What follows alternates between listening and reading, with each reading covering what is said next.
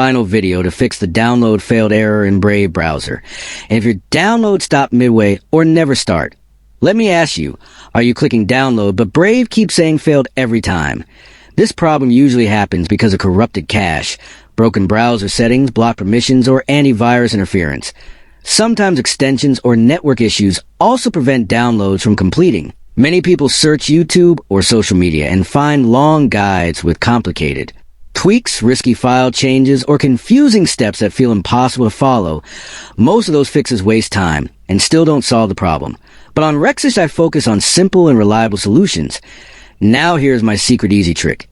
Instead of changing everything blindly, we fix the exact browser cache and permission link that blocks downloads. This works because it restores Brave's download path safely without touching your bookmarks or data.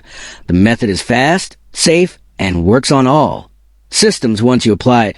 Downloads start normally, files save correctly, and the error disappears. I tested this fix on multiple PCs, and it worked every time.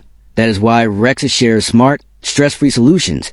If this download error is stopping you, and you want a full step-by-step tutorial with exact actions, comment below and I will guide you completely.